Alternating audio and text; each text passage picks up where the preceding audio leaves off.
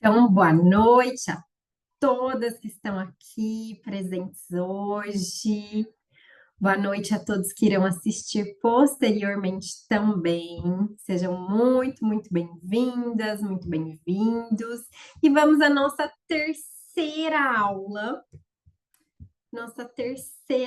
da minissérie Psicanálise em Ação, a aula sobre o poder do pertencimento, os grupos que aprisionam e os grupos que nos libertam, tá? Uma aula assim muito potente que vai ser, não, né, que foi inspirada quando eu estava planejando essa aula, que foi inspirada nessa obra aqui maravilhosa do Freud, né, Psicologia das Massas e Análise do Eu. Gente, essa obra ela é de 1921, tá? Ela foi publicada em 1921, que significa que lembra quando eu falei para vocês que Freud escreveu a obra além do princípio do prazer, que é quando ele descobriu, né? Ele descobriu em 1919 a pulsão de morte, e em 1920 ele publicou a obra Além do princípio do prazer, que fala sobre essa pulsão, tá? E aí, em 1921, ou seja, logo que ele terminou de escrever o Além do Princípio do Prazer, que ele descobriu a pulsão de morte, ele já começou a escrever Psicologia das Massas e Análise do Eu, que foi publicado em 1921, tá? E essa obra vai ser a base da nossa aula de hoje. Por quê? Porque hoje a gente vai fazer um movimento muito importante, tá? Que movimento é esse? A gente vai para a última prisão, né, que nos prende e que faz com que a gente continue repetindo, que faz com que a gente continue sem ir para ação, sem vivermos a vida que de fato nós merecemos, sem irmos para uma vida de realizações, tá? E essa última prisão, ela se trata do externo, ela se trata dos grupos, né? A gente está falando de grupo e de pertencimento. Então, a aula de hoje vai ser muito potente, tá? E aí fica essa pergunta, né? Você está vivendo a partir do seu próprio desejo ou do desejo do grupo ao qual pertence? Forte isso, né? E aí, eu não sei, né? A Carol eu sei, a Jaque eu não sei. Se vocês conhecem as constelações familiares, vocês vão ver hoje que a aula ela vai ser totalmente baseada em psicanálise, tá? Como todas as outras. Porém, vocês vão perceber que, nossa, mas isso aqui tem um viés de constelação. Gente, tem mesmo. Por quê? Tá? Porque Bert Hellinger ele não cita, tá? Quando você lê as obras do Bert Hellinger, você acha que tudo foi ele não cita ninguém. É diferente de outros acadêmicos, tipo Freud mesmo, que ele cita as pessoas que ele lê, né? E da onde veio aquilo. Bert Hellinger, não. Parece que tudo foi ele que fez, que foi ele que criou. E isso não é real, tá? Isso não é real. Ele era um leitor de Freud. Freud veio antes dele. Ele era leitor de Freud, ele era leitor de filósofos como Hegel, Nietzsche, Sartre, tá? Então, não é que eu estou trazendo, claro que eu também sou consteladora, eu acredito nisso, mas não é que eu estou trazendo a constelação aqui para dentro, apesar de que eu vou fazer umas análises em relação à constelação, mas não é que eu estou trazendo a constelação aqui para dentro. É que Bert Hellinger se inspirou em Freud, tá? Então vocês vão ver que tem essa ligação, tá? Então é muito bacana. Sim, sou consteladora, maravilhoso. Já que você sabia disso, né? O Bert, ele se inspirou no Freud, principalmente você vai ver essa obra aqui, claro que assim, essa obra ela é extremamente densa, tá? Então aqui é um resumo do resumo do resumo do resumo. Ela tem muitas outras coisas, né? Essa obra é maravilhosa. Aqui eu vou pegar só o que interessa aqui pra gente, tá? E aí vocês vão perceber que a constelação ela tá constantemente fazendo essa. Ai, como que fala?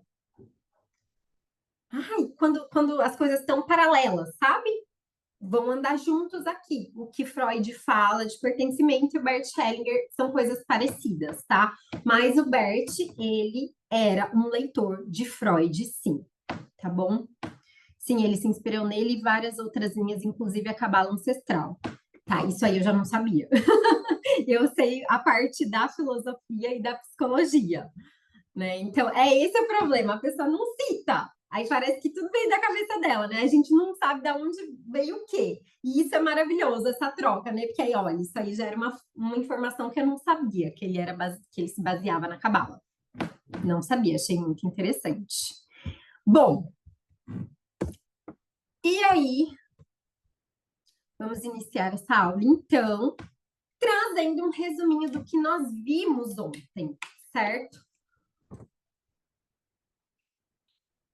E da primeira aula. Então, qual é o nosso objetivo aqui, né? Bem professora, porque sou. Qual é o nosso objetivo aqui?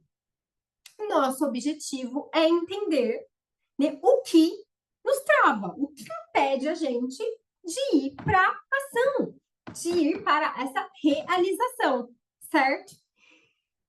Na primeira aula, a gente entendeu que existe uma força que nos leva à repetição, certo?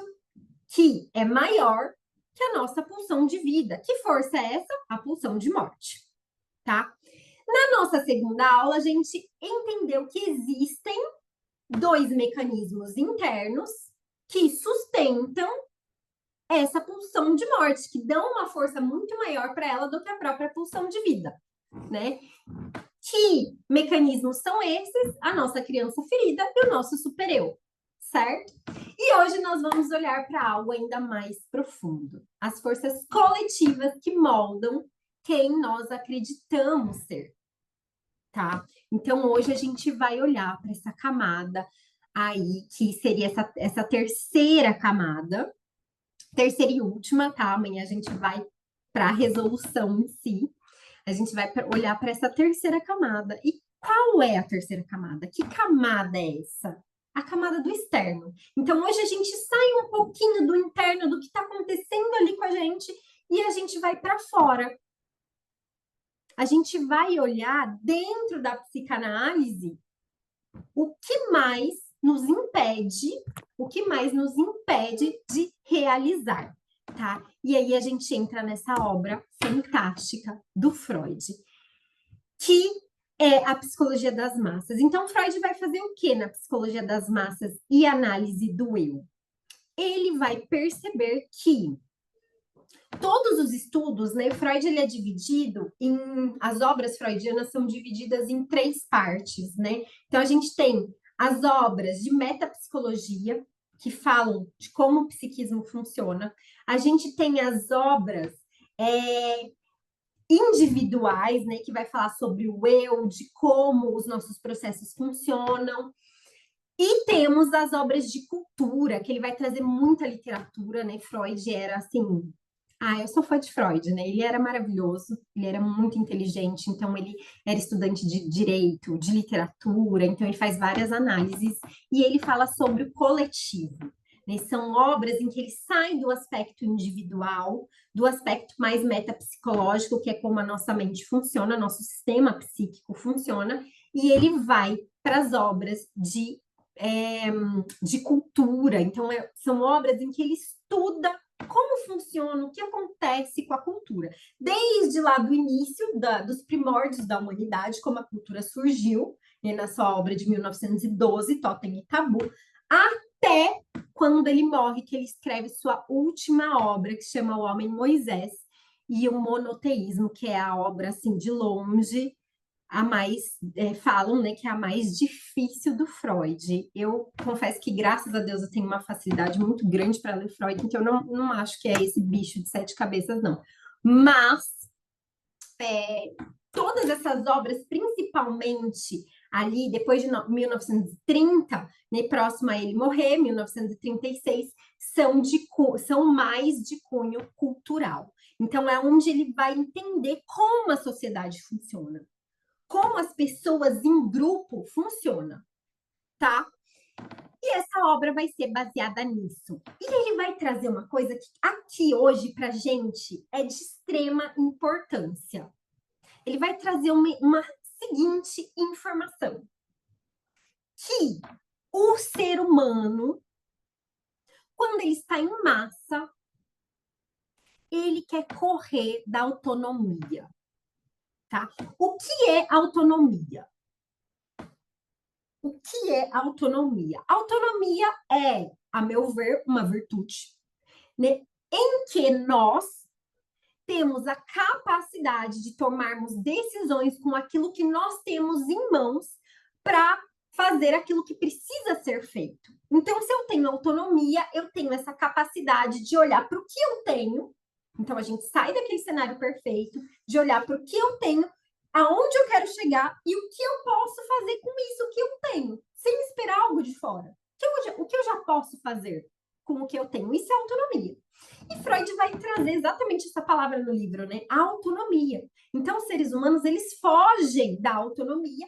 E aí vão ter dois filósofos maravilhosos, que a gente vai falar um pouquinho deles também, porque eles são muito importantes, que é o Adorno e o Horkheimer, tá? São dois filósofos da escola, dentro da filosofia a gente chama de escola de Frankfurt, tá? Que foi uma escola filosófica que surgiu ali no período da Segunda Guerra Mundial e da pós-guerra, tá? Uma escola de filósofos alemães que estudam cultura industrial, tá? De indústria cultural. Eles estudam indústria cultural, estudam questões de pertencimento, que aconteceu ali na guerra. Então, a gente tem uma filósofa muito famosa também, que talvez vocês tenham escutado já falar dela. Adorno e Horkheimer, eles não são tão conhecidos. Mas uma outra filósofa... E por que eu tô falando disso, tá? Porque a gente vai entrar nessa questão da Segunda Guerra Mundial. Bem pouquinho, mas vamos.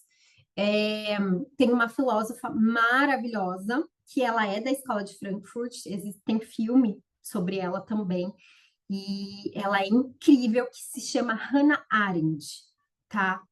Ela também fala sobre essa indústria cultural e sobre as atrocidades que aconteceram na guerra, tá? Então, ela é a mais famosa.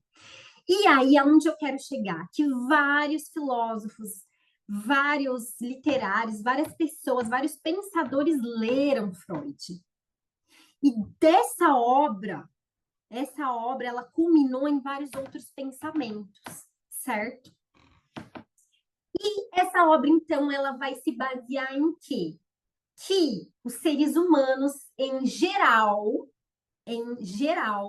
não querem ter autonomia, tá? Esse é o grande problema. E esse vai ser o nosso grande problema. Nós temos dificuldade de ter autonomia. Mas aí a gente entra numa questão: por que nós temos dificuldade em sermos pessoas autônomas, em desenvolvermos essa virtude da autonomia? Por conta do pertencimento, basicamente. E também porque é muito mais fácil seguir regras do que sermos autônomos, né? Claro. Autônomos no sentido de pensamento mesmo, tá? Bom, então, hoje você vai descobrir que sua autonomia não é ameaçada apenas pelos traumas e pela sua autocrítica, tá? Ela também pode ser ameaçada pela necessidade humana de pertencer, que é onde nós vamos chegar hoje. Isso acontece porque muitas vezes entregamos aos grupos o nosso poder de pensar, de escolher e de desejar, tá? Então, esse vai ser o nosso ponto. Então, qual que é a questão? Aqui a gente chega finalmente nos 3 pontos que nos impedem de ir para a ação. Nossa criança ferida, o superego, tá? E os grupos. A necessidade de pertencimento. tá?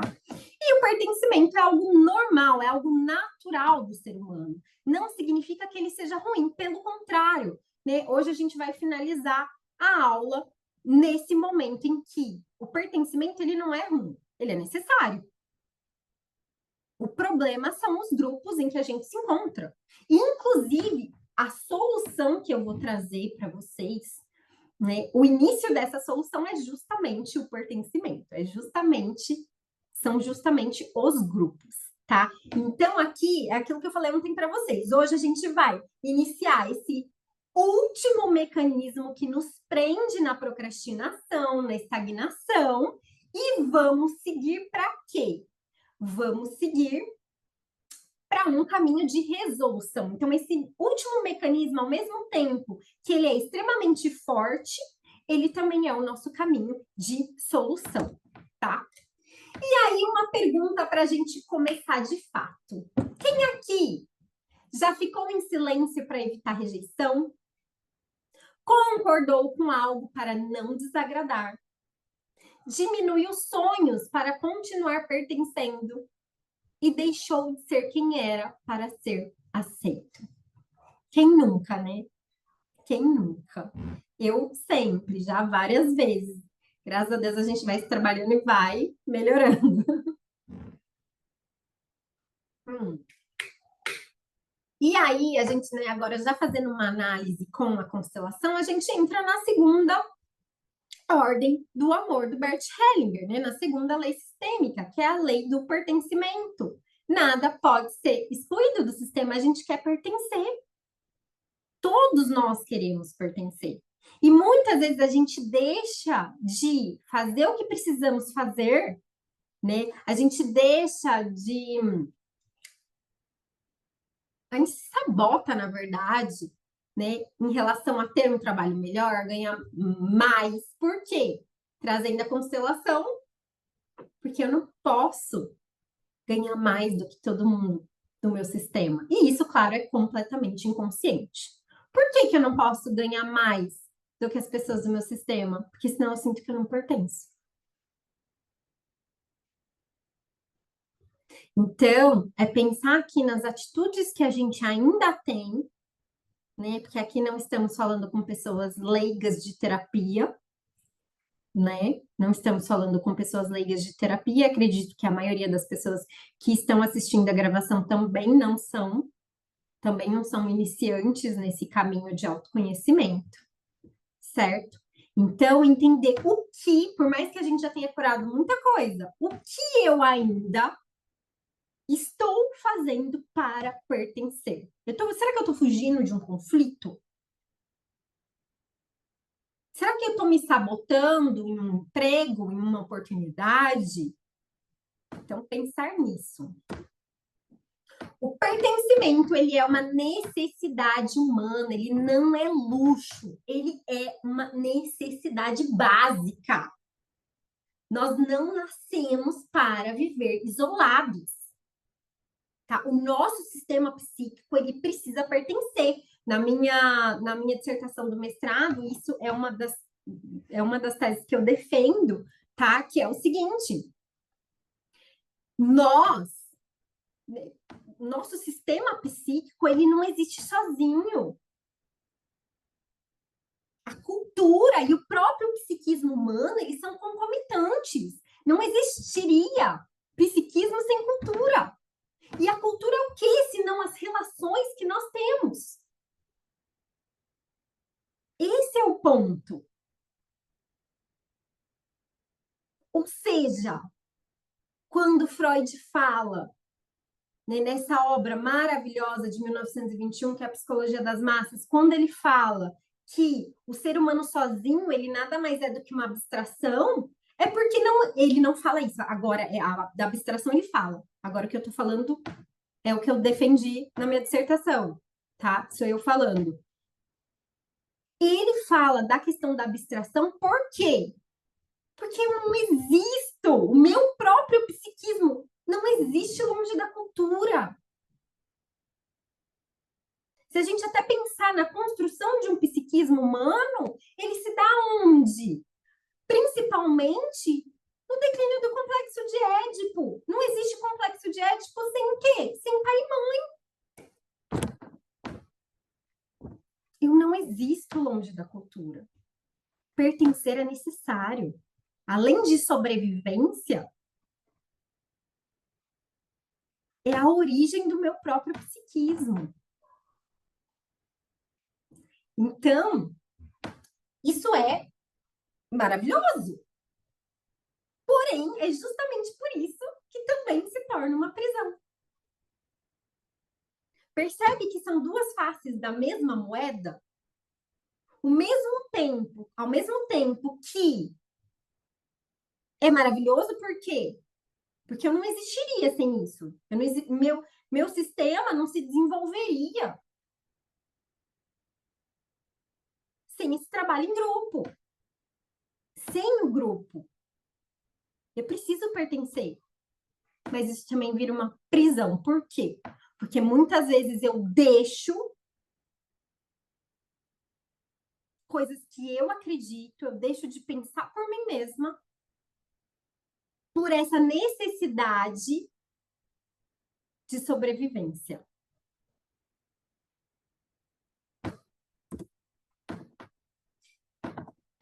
Aí eu trouxe essa frase, né, maravilhosa, né, do Freud: o indivíduo isolado é quase uma abstração, que eu já expliquei aqui para vocês. Então, a gente gosta de pensar que as nossas opiniões, nossos desejos, as nossas escolhas, elas são nossas. Mas será que elas são mesmo? Né? E aí, Freud traz essa provocação que eu trago para vocês agora. Quem é você quando o grupo deixa de dizer quem você deve ser? Quem eu sou ou quem eu seria sem tudo que eu aprendi lá na infância? Sem tudo que o meu pai disse que eu teria que ser, sem tudo que a minha mãe disse que eu teria que ser, sem tudo que o padrão social disse que eu deveria ser. Ideia de sucesso. O que é sucesso para vocês? Será que a gente está comprando uma ideia de sucesso que vem desse padrão social que é imposto a nós?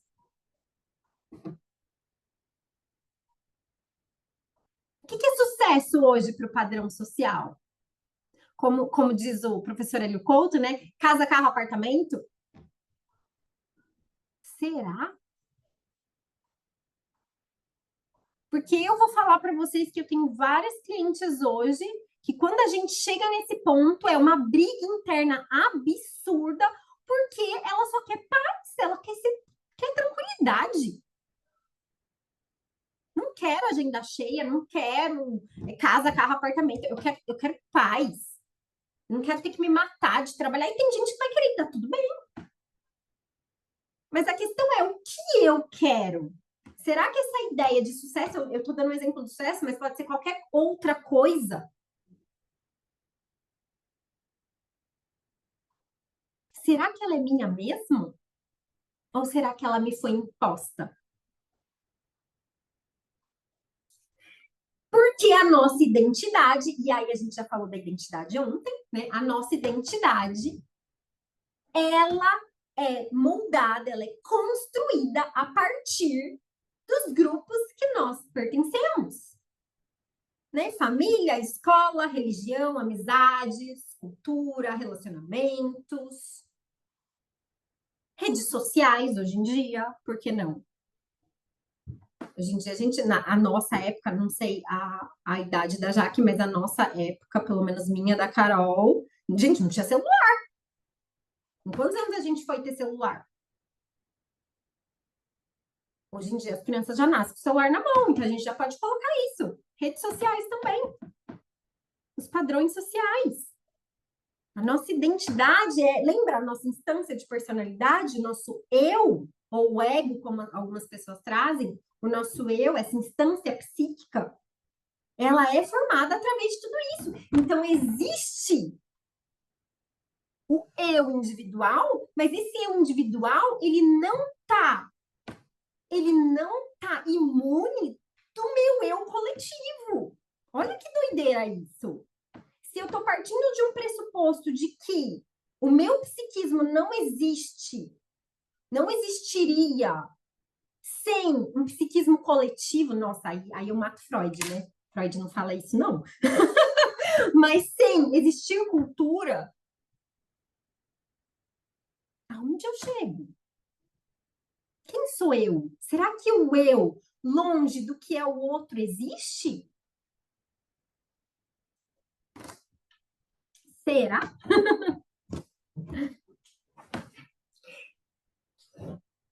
E aí, a gente vem para essa questão. O que mantém um grupo unido? O que mantém as pessoas num grupo? O que me faz, além do pertencimento, o que me faz estar em grupo? Segundo Bert Hellinger, amor. Segundo Freud, libido. Duas faces da mesma moeda. Libido, ou na cultura, né, como Freud vai falar em sua obra de 1932, O Mal-Estar na Cultura, libido é eros, é amor. Percebe como é muito legal isso, né? Que o Bert não cita, mas olha a semelhança. Né? Freud vai falar isso muito antes do Bert Hellinger falar. O que mantém as pessoas nesses grupos aos quais elas pertencem? Amor. Simples assim. O que mantém um grupo unido não é só interesse e conveniência, ele traz esses aspectos do interesse e da conveniência nessa obra dele, tá? Da psicologia das massas, ele fala sobre isso. Mas aí ele traz todo um estudo de que só isso não seria só o interesse e a conveniência não seria o suficiente para manter esses grupos unidos, tá? E aí ele entra nesse aspecto libidinal, tá? Ou seja, nesse aspecto amoroso das pessoas do grupo, tá? Que une essas pessoas no grupo, certo? Né? Aqui aí eu coloquei aqui, né? Segundo Freud, que mantém os grupos unidos não é apenas o interesse e a conveniência, é o amor. Ou, na linguagem freudiana, é libido. A ligação libidinosa entre os membros do próprio grupo e entre eles e o líder desse grupo, gente. E aí a gente entra num aspecto muito importante. Todo grupo de massa, ele vai precisar de um líder. Mesmo que esse líder ele não se intitule como um líder, ele vai ter esse líder, né? Sejam as próprias pessoas colocarem ele como líder, ou é aquela pessoa que, tipo assim, né, vamos pegar um ambiente de trabalho em que não existe.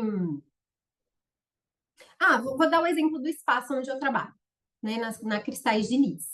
Não tem um líder, mas todo mundo sabe, tipo assim, é de todo mundo paga aluguel igual, não sei o quê, não tem um líder, mas todo mundo sabe ou sente no coração que quem lidera lá é a Aninha. Ponto. Percebe? Então, não necessariamente esse líder ele precisa ser imposto como líder, mas existe sempre um líder. Tá? E o que ligam as pessoas é esse laço, esse vínculo libidinal, ou esse vínculo amoroso. Certo? E aí, gente, qual que é a questão? Por que a gente quer tanto pertencer? Por que a gente deixa de fazer as coisas, né? Deixa de falar o que precisa ser falado às vezes, deixa de se colocar em alguns conflitos que são necessários? Porque a gente quer continuar amando essas pessoas que pertencem a esse grupo e sendo amadas por elas. Aí que tá o ponto. A gente quer continuar sendo amadas. E aí a gente faz de tudo para não sair daquele grupo. E isso às vezes é consciente, mas na maioria das vezes é inconsciente, tá? essa necessidade de amar e ser amado, isso é muito forte, né? Por quê? Porque percebe que eu consigo me perder de quem eu sou. Olha isso que forte. Eu consigo até me perder de quem eu sou, mas eu não dou conta de perder o grupo. Por quê? Porque sem o grupo, o meu próprio psiquismo não é ninguém. E a gente entra naquele problema de identidade ontem, que a gente chegou ontem. Lembra? Da criança ferida ou super-eu, isso leva ao quê? Leva a um problema de perda de identidade. A minha identidade ela é construída na autocrítica, ela é construída em cima dessa criança ferida e eu acabo seguindo de uma forma que eu perco essa identidade, eu perco quem eu sou. Então eu não consigo abrir mão dessa dor, porque abrir mão dessa dor também é abrir mão dessa identidade. Então, se hoje nós estamos falando de grupos, seja família, escola, religião, trabalho, o que for, relacionamento. Se existem grupos que nos prendem e grupos que nos libertam, e se a gente também constrói a nossa identidade em cima desses grupos, né? Também me dói abrir mão desse grupo. Vamos dar o exemplo de um relacionamento abusivo. Uma pessoa que está num relacionamento abusivo, em que a pessoa, o parceiro, a parceira, tá o tempo todo jogando ela para baixo, falando o quanto ela é incapaz, o quanto ela não consegue. O que ela tem que fazer? Ela tem que sair. Ela consegue? É muito difícil sair de um relacionamento abusivo. E um dos aspectos que é muito difícil é porque eu também construo a minha identidade em cima desse grupo ao qual eu pertenço. Mesmo que esse grupo seja um casal, que seja a minha família, que sejam os meus amigos. Esse grupo ele tá me puxando para baixo, mas a minha identidade também foi construída ali. E aí a gente volta naquele problema de ontem. Vou morrer. O eu pensa, né? A minha instância da personalidade pensa, vou morrer. Quem você é eu sem essas pessoas? Então, além de dependência financeira, dependência emocional, a gente entra num outro aspecto, quase que uma dependência de identidade também. Por que é tão difícil?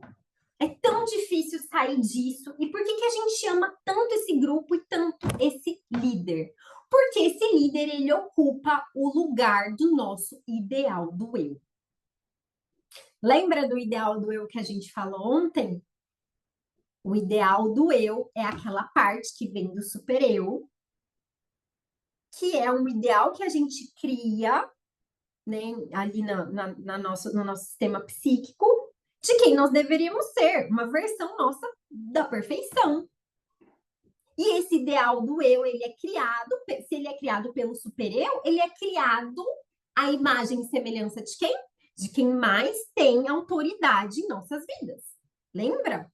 Pode ser o pai rígido, a religião rígida, né? É a instância da moralidade. Tá? O líder, quando a gente pensa em um grupo, gente, o que a gente percebe em Freud, principalmente nessa obra? Qual é o movimento que ele faz? Ele faz o seguinte movimento. Ele vai para o individual, ele entende como todo o nosso psiquismo funciona, como funcionam as estruturas individuais de uma pessoa, e ele pega e ele leva isso para o coletivo. Então, na mesma proporção que isso existe no individual, isso também vai existir no coletivo. Então, é como se a gente passasse por isso duas vezes. A gente tem o nosso ideal do eu, e o líder no coletivo também é o nosso ideal do eu. Entende por que o negócio pega tão fortemente? Por que a gente tem tanta dificuldade de sair de um grupo ao qual nós pertencemos e às vezes a gente vê que aquilo não tá bom pra gente? Porque o líder é como se fosse o nosso super-eu. Ele é o nosso ideal do eu, ele pega esse lugar. Tá? Então, Freud, ele observa que nas massas, né, no grupo, nas massas, depois eu vou falar um pouquinho desse termo também sobre massas, no grupo, nas massas, o líder, ele vai ocupar o lugar desse ideal do eu. Ele passa a representar aquilo que a gente devia ser, aquilo que a gente admira, aquilo que nós desejamos. E o pior, essa é a pior parte. A voz desse líder se torna muito mais forte que a nossa própria voz.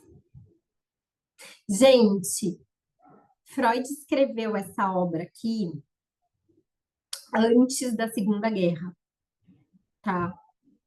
É possível que Hitler tenha lido Freud também, com certeza, não tenho dúvidas. Ele escreveu antes da Segunda Guerra. E essa obra, ela foi muito importante, e é até hoje, né? Mas aonde a gente chega? Se a gente for pensar em situações históricas, por que Hitler conseguiu, né? Eu estou dando um exemplo dele porque é o mais famoso, mas existem vários casos que a gente poderia usar como exemplo, mas por que Hitler conseguiu fazer o que ele fez com tanta adesão? Ele cometeu uma atrocidade gigantesca e ainda assim as pessoas compravam o que ele falava por pertencimento. Tudo que Hitler fez, ele era muito inteligente. Isso a gente não pode negar. Por isso que eu acho, sim, que ele era leitor de Freud e que ele com certeza leu Psicologia das Massas e Análise do Eu. O que ele fez? Tudo que ele implementava, ele fazia com que os alemães se sentissem pertencentes. Então, a gente pega uma Alemanha quebrada após a Primeira Guerra, com um grande volume de judeus na Alemanha. Alguém tem que ser o bode expiatório da falência dos alemães. O que Hitler faz?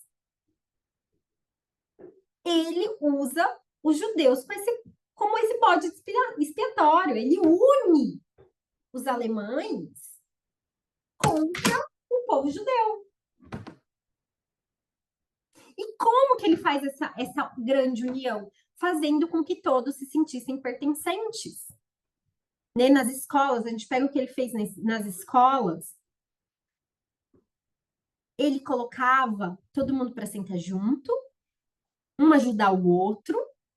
Então, entre eles podiam se ajudar.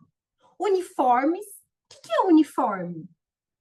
Não é só essa parte de militarizar. Não, uniforme de escola, eu tô falando. Tirar as diferenças. Quando a gente utiliza o uniforme, a gente tira as diferenças. A gente inibe diferenças de igualdade social, de desigualdade social. Tá todo mundo ali, ó, no mesmo patamar. Então, ele foi muito inteligente. Ele utilizou desse mecanismo de pertencimento. E eu tô falando, né, tô dando esse exemplo de um grande grupo, mas a gente pode levar isso para os pequenos grupos.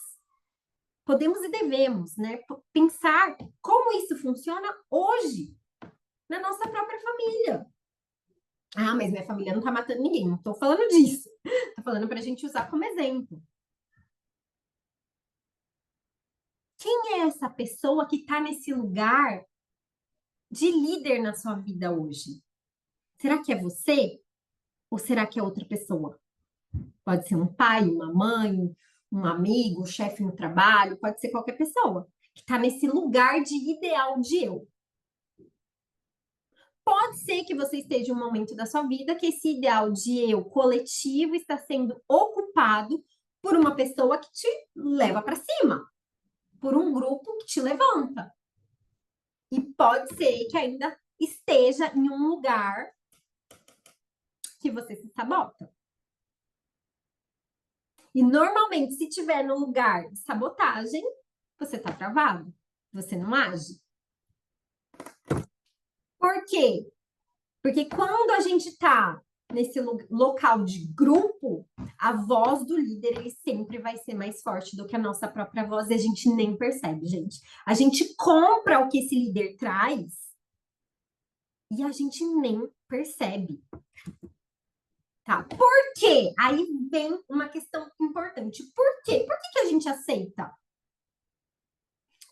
Aí vem uma coisa que Freud fala e que dói.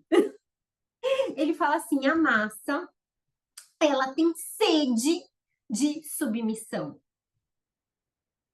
E ele vai falar algo pior, que eu não vou entrar aqui no caso, ele ainda fala assim, a massa, ela tem sede de uma submissão e totalitária ainda, autoritária, na verdade, ele usa o autoritarismo. Então, assim, de preferência, alguém que me mande fazer as coisas.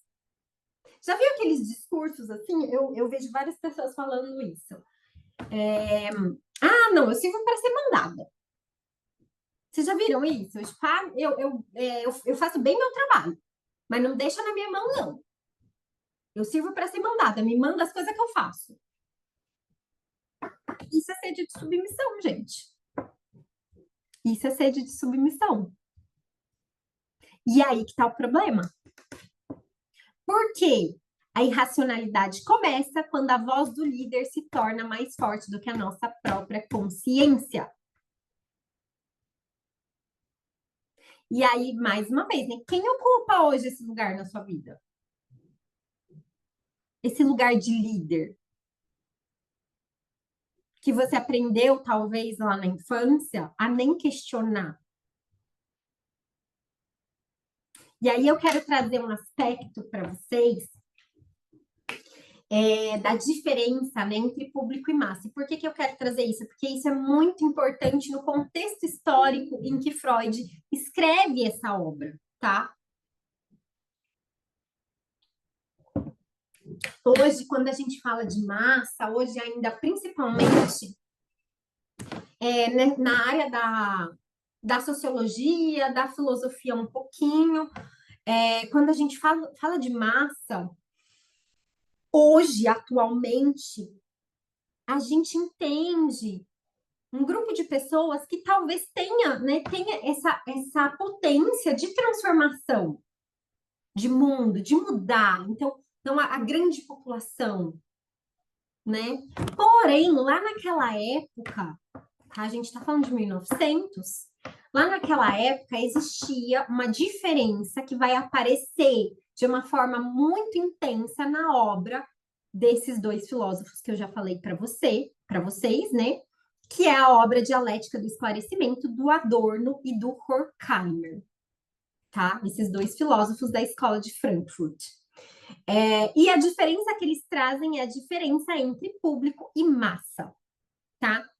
Que diferença é essa? O público, ele é um grupo de pessoas, mas é um grupo de pessoas que pensa por si só. Um grupo de pessoas esclarecidas, segundo esses dois filósofos.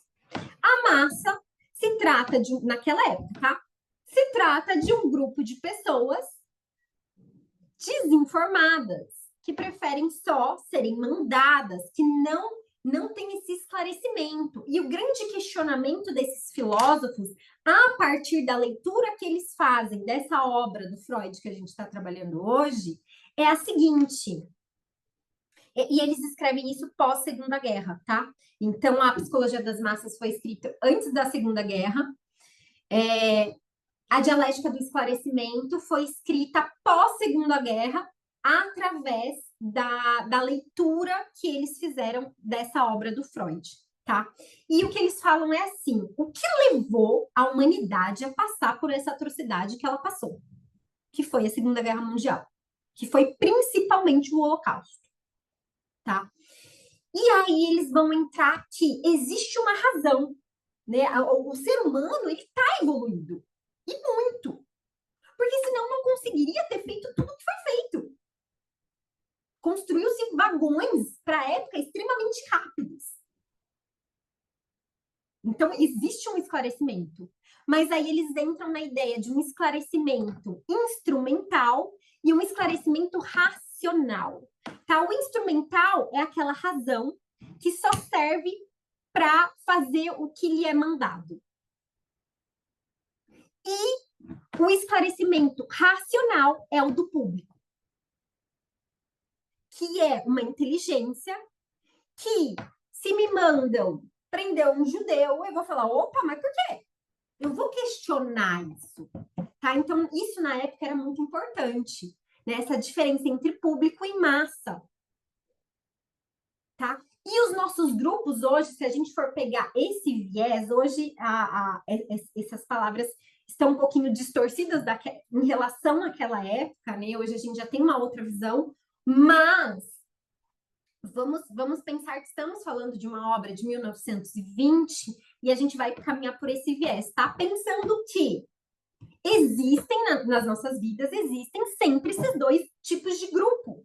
O grupo que é um grupo de público, de uma razão esclarecida, que se questiona, e um grupo de massa, que só serve para seguir ordens, que existe uma inteligência, mas não uma inteligência esclarecida, mas sim uma inteligência instrumental. Certo?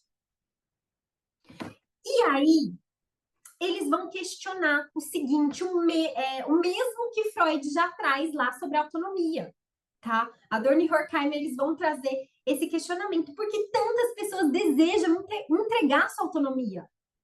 Por que que os comandantes nazistas não pensavam no que eles estavam fazendo? E a resposta deles é, porque a submissão traz alívio. É frustrante a gente ter que escolher. Por quê? Porque isso psiquicamente falando, tá? Isso é real, é frustrante ter que escolher. Porque se eu falo para vocês, vocês querem um livro ou uma caneta, mas só pode escolher um. A gente sempre vai se frustrar de alguma forma. Porque se a gente escolher a caneta, a gente vai estar abrindo mão do livro. E se a gente escolher o livro, a gente vai estar abrindo mão da caneta. É frustrante, né? Sartre, o filósofo contemporâneo Sartre, vai falar disso também. É frustrante escolher, gente. É muito mais fácil quando alguém escolhe por mim. E aí a gente entra naquilo que a gente falou da autorresponsabilidade. Por que é muito mais fácil quando alguém escolhe por mim? Porque aí eu não preciso lidar com a responsabilidade. Qualquer coisa se der errado, a culpa é do fulano que escolheu para mim. Eu só segui ordem. Percebe que, gente, isso é surreal, mas percebe que a frustração de eu escolher errado é muito maior do que a frustração de eu seguir uma ordem e dar errado. É muito maior. E isso cientificamente falando, tá? Pro nosso cérebro, é muito maior. Ou seja, a maioria da humanidade quer fazer o quê? Que alguém que escolha por mim. É eu pegar o meu poder e dar para o outro e, tipo, não quero lidar com isso. Tá? Então, por que a submissão traz alívio? Porque aí eu não preciso escolher, eu não preciso pensar, eu não preciso sustentar a responsabilidade pela minha própria vida. Então, foi muito mais fácil lá no ensino médio, graças a Deus não aconteceu, mas lá no ensino médio foi muito mais fácil quando eu queria fazer jornalismo. Nada é por acaso, né? Ainda bem que não deu. Mas eu queria fazer jornalismo e meu pai falou para mim: não, você não vai fazer jornalismo. E aí eu fui para filosofia, porque era o sonho do meu pai, né? História, filosofia estava mais perto do jornalismo. Vamos ser sinceros, se eu brigasse naquela época, do tipo, não vou. Passei na filosofia, na federal, mas eu não vou. Eu quero fazer jornalismo e pronto, e acabou. Gente, vocês acham que eu não teria feito jornalismo? Teria. Eu teria dado um jeito. E eu teria feito. Mas é muito mais fácil. Tudo bem que eu era nova, né? 17 anos, mas é muito mais fácil. A gente simplesmente aceitar o que o outro quer pra gente. E eu não tô me culpando, né? Tudo foi como teve que ser, graças a Deus, porque eu amei minha faculdade, graças a Deus. Hoje nada a ver com jornalismo, mas, né, um exemplo para a gente pensar em quantas decisões, e que decisões que realmente fariam sentido para a gente, que a gente abriu mão, que a gente deixou com que o outro escolhesse, porque é mais fácil. Então, olha essa frase aqui incrível. A liberdade exige responsabilidade, mas a submissão oferece conforto. É o que a gente falou lá na primeira aula. A submissão é o quê? A merda quentinha. E a responsabilidade é difícil? Quem que quer responsabilidade? Sartre falava, nós somos reféns da nossa própria liberdade. Existe algo mais sofrido do que ter a liberdade para fazer escolhas e assumir a responsabilidade por essas escolhas? Não tem. E aí a gente entra num aspecto muito importante, que é o quê? Lembra que eu falei que, na mesma medida que as coisas existem no individual, elas também vão para o coletivo? Pois é. Quando a gente fala disso, a gente fala de pulsão de morte. Da mesma forma que a pulsão de morte existe aqui dentro da gente, ela existe também no coletivo. Tá? Só que como que ela funciona no coletivo? Além da repetição, ela funciona como forma de externalizar a agressividade e destruição. Por exemplo, guerra. A guerra é a pulsão de morte da cultura, da sociedade. Enquanto a minha repetição de ter o dedo podre, de me sabotar ou de fazer sei lá o quê, é a minha pulsão de morte interna.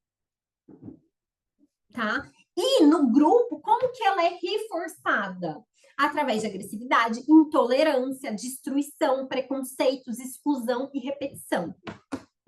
Tá? Então, percebe que, por exemplo, eu vou pegar o exemplo de religião lá na Idade Média, né, que eu acredito que seja mais fácil de elucidar.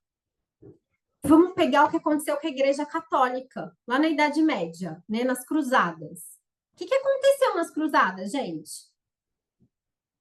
Muita gente morreu, muita gente morreu. Então, quem era católico e lutava por aquilo, maravilha, todos os irmãos vão para o céu, Deus existe, aquela coisa toda. Agora, só eram irmãos eles que pertenciam àquela religião. E o que eles fizeram com os muçulmanos? Mataram. Muitos. Então, o que acontece? Esse líder, né? Vamos pegar um líder religioso. Ele é um ser humano. Por mais que a gente coloque lá o Papa como meu ideal de eu, tô falando lá da Idade Média, né? Vamos pensar em um Papa na Idade Média. Como meu ideal de eu, ainda assim, existe uma parte minha, porque eu sou humana, que quer destruir, que quer repetir, que é liderado pela pulsão de morte, porque todos nós temos. Eu posso destilar esse ódio, essa minha pulsão de morte, para as pessoas que estão comigo, que me amam, para os meus súditos? Não! Eu sou o líder deles, mas o ódio está em mim, assim como está neles também. Para onde eu vou destilar todo esse ódio? Para um outro grupo que não pertence a mim. E aí essas pessoas, elas bebem, aproveitam para destilar esse ódio também através desse líder. Então, vamos matar em nome da nossa religião. Vamos sim, isso tá certo. O líder falou que tá certo, tá certo. É lógico que eu vou aceitar. E isso acontece em toda guerra. A gente está vivendo, estamos vivendo um momento com muitas guerras acontecendo. Por que essas pessoas aceitam? Porque aquilo também está dentro delas, gente. Ou seja, eu não destilo esse ódio, essa pulsão de morte, essa repetição que está dentro de mim com a pessoa que mora na minha casa. Mas eu faço isso com a pessoa do outro país, da outra religião, com a pessoa que não tem as mesmas crenças que eu. Percebe o quanto esse lugar de líder é perigoso? E aqui é aquilo, eu estou falando de grandes grupos, mas a gente tem que pensar também em pequenos grupos. Na nossa família, no nosso trabalho, nos nossos amigos. tá? E aí a gente vê quais, né, quais escolhas são realmente nossas. Quantas dessas, até dessas pulsões de morte, de destruição, de agressividade, são realmente minhas? Quem me ensinou a desejar o que eu desejo? Quem definiu o que é sucesso para mim? Quem definiu o que é fracasso para mim? Quem disse o que eu mereço? Quem me ensinou quem eu deveria ser? Quem? Será que fui eu? Depois de tudo que a gente falou aqui, vocês acreditam mesmo que fui eu? Não fui. E aí, com muita terapia, a gente vai começando a compreender. A gente vai começando a distinguir, nossa, esse comportamento, essa crença que eu tenho aqui, ela não é minha. Ela virou minha. Mas ela vem lá do meu pai, do meu avô, de uma amiga na infância. A gente começa a realmente entender isso. Significa que em algum momento, a meu ver, perante tudo que eu já estudei em todos esses anos, vocês acham que eu acredito? E aí eu gostaria até de ouvir a opinião de vocês, se vocês quiserem, né, dar. Vocês acham que eu acredito que a gente consegue se desvencilhar completamente do desejo do outro? Não. Porém, porém, a gente consegue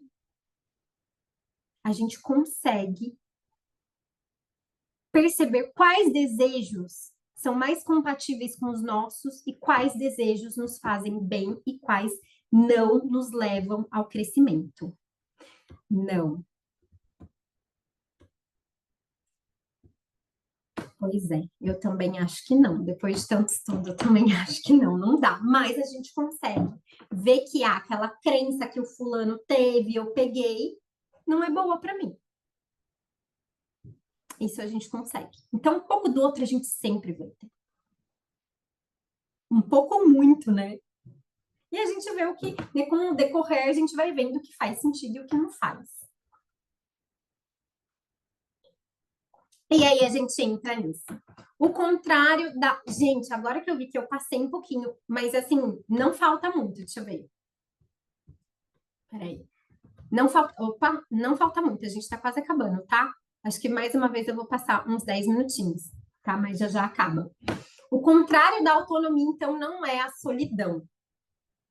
É entregar aos outros o poder de decidir quem você deve ser.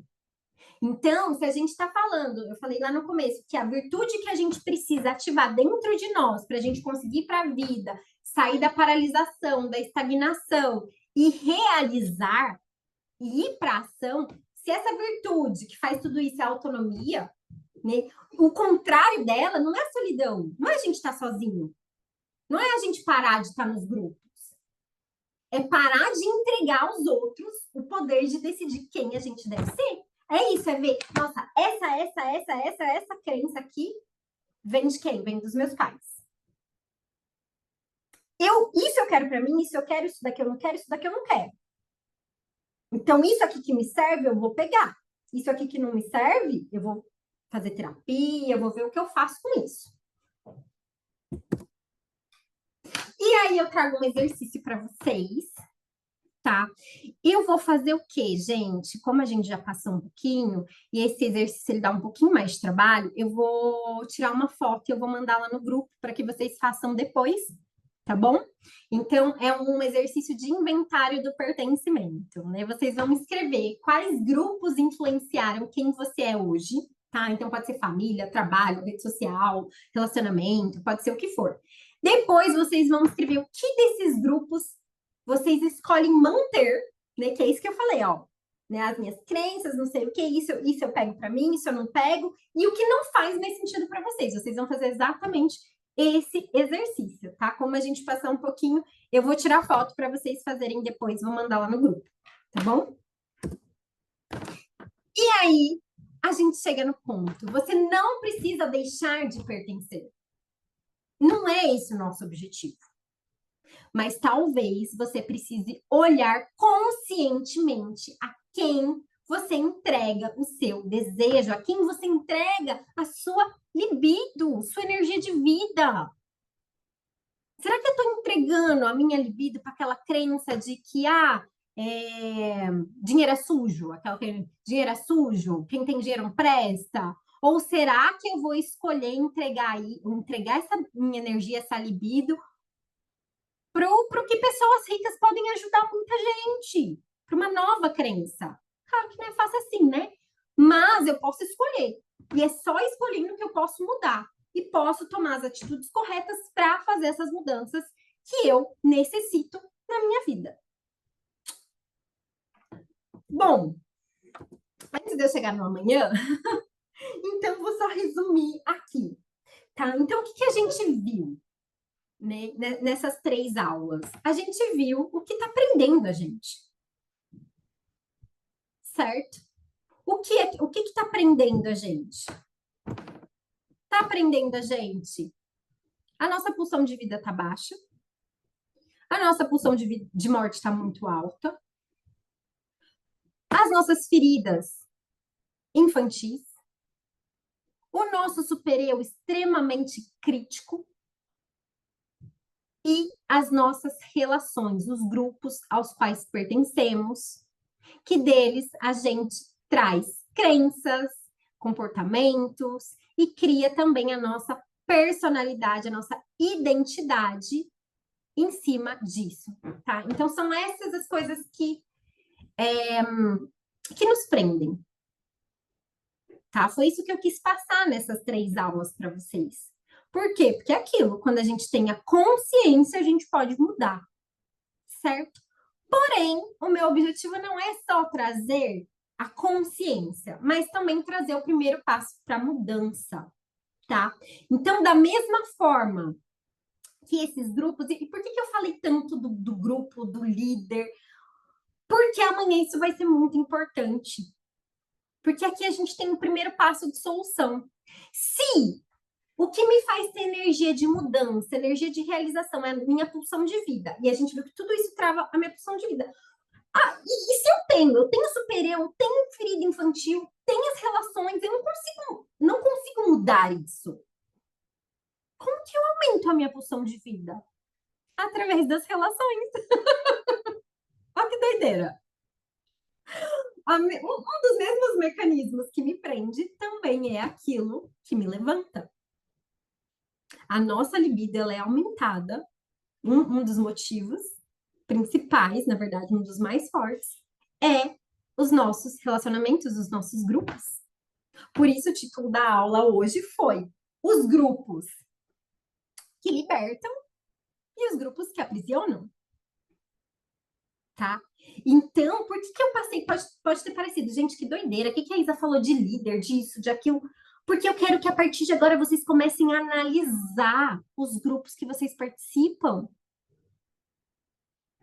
Será que o líder desse grupo, às vezes pode ser eu o líder do grupo? Então, eu começar a me analisar e também analisar os líderes dos grupos que eu participo. Quais são os ideais deles? Porque sem perceber, eles estão nesse lugar na minha vida de ideal de eu. São pessoas que eu admiro. E se a minha criança tiver ferida, são pessoas que eu invejo. Se o meu super-eu tiver muito autocrítico, são pessoas que eu invejo. Então, o meu intuito de falar tudo isso é para que agora vocês comecem a ter consciência dos grupos que vocês participam. Eu vou participar de um grupo com uma pessoa que não tem ética, uma pessoa que fala uma coisa e faz outra. Não, porque agora eu sei que, mesmo que seja inconsciente da pessoa, se ela está nesse lugar de líder e ela está olhando para outro grupo e falando mal de outro grupo, falando coisas preconceituosas, eu sei que é um líder e que eu estou pertencendo a um grupo que não vai me levar a lugar nenhum. Aí, falando de grupos menores, né? Já que a gente fala tanto de família, falando de família. Será que eu ainda estou deixando as crenças do meu pai, da minha mãe comandarem a minha vida? que são crenças que às vezes honro, respeito, mas não quero para mim, eu quero fazer diferente. Isso não faz mais sentido para minha vida. E aí? Porém, da mesma forma que isso aprisiona, as relações também nos libertam. A gente só precisa olhar quais são essas relações. A gente precisa ver para onde a gente vai olhar e como a gente vai olhar e como saber que estamos em boas relações. Esse é o nosso objetivo. Por quê? Porque são nos grupos que a gente aumenta a nossa força de vida, a nossa libido, a nossa pulsão de vida. Então, tudo isso para chegar nesse ponto. Né? Então, a gente teve a consciência daquilo que diminui a nossa pulsão de vida, mas a partir de agora a gente também tem a consciência daquilo que aumenta, tá? Portanto, amanhã nós vamos falar sobre isso. O problema não é pertencer. O problema é pertencer nos lugares errados. Mas será que existem mesmo os grupos capazes de fortalecer a nossa autonomia? Será que existem relações que despertam o melhor que existe em mim?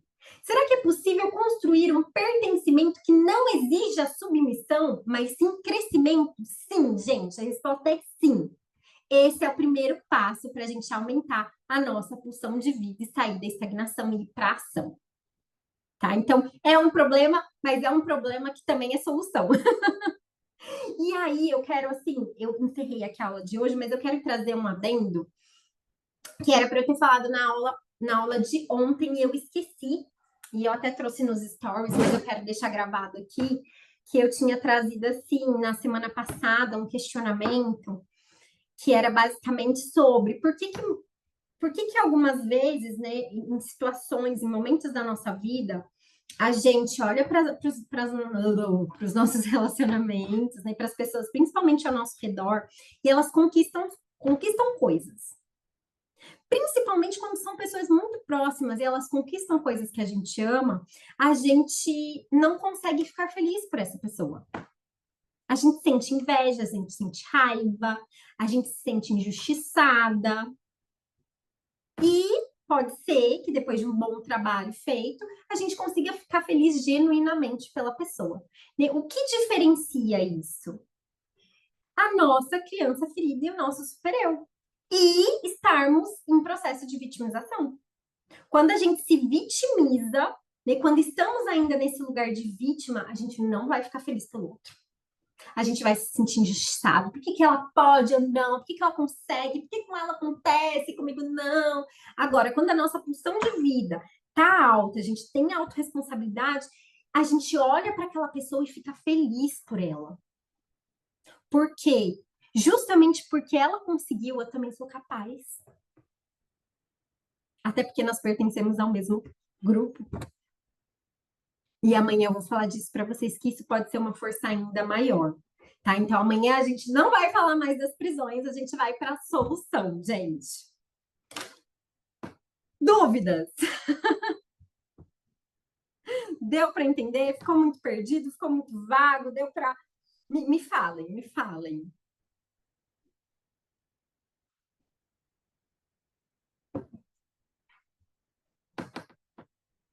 Bom, eu vou encerrar a aula aqui, mas se vocês quiserem, foi ótimo. Que bom, Jaqueline. Fico muito, muito feliz.